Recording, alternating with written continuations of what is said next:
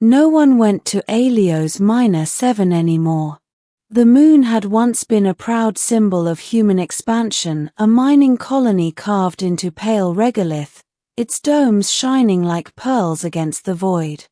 But that was nearly 80 years ago, before the resource collapse, before corporate wars, before humanity learned that not every frontier wanted to be tamed. Now it was classified as abandoned, lifeless, picked clean, which made it the perfect place for someone like Calder Hale. Calder wasn't a pirate, though authorities often assumed he was. He wasn't a scavenger either, at least not by choice. He was a salvage engineer, one of the last licensed independents still operating outside megacorp control. When governments wrote off a place as dead, Calder knew it usually meant forgotten, and forgotten things had a habit of being valuable. His ship, Wayfarer's Knot, drifted silently into orbit above the moon. From the viewport, Helios-7 looked exactly like the records said: cracked domes, frozen transit rails, darkened solar fields stretching into dust. Calder exhaled slowly. "All right," he muttered. "Let's see what everyone missed."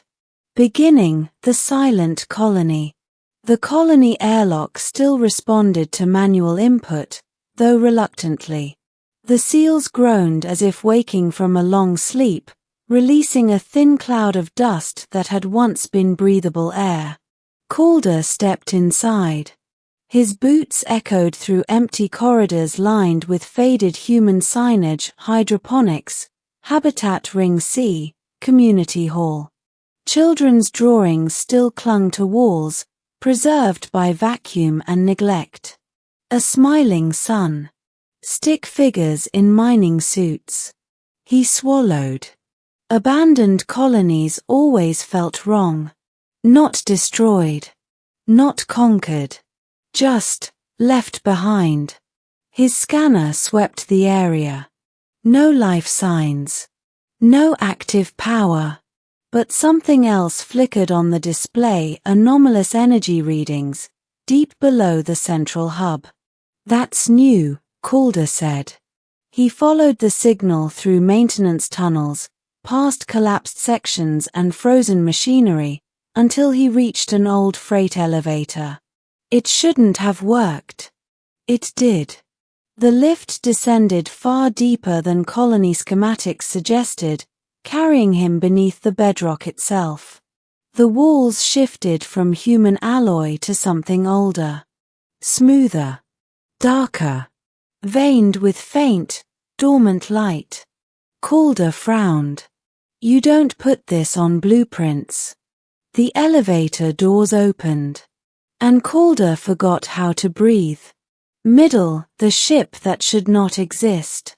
The cavern was massive, far larger than the colony above. At its center rested a spaceship. Not human. Not alien. Something in between.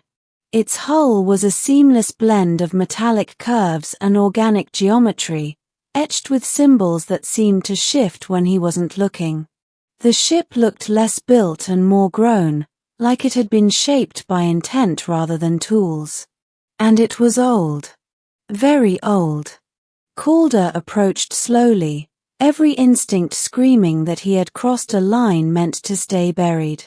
His scanner went wild, power readings spiking, systems flickering back to life as if sensing him. "Easy," he whispered, as though the ship could hear. Then it did. A voice echoed in his mind, not spoken but felt.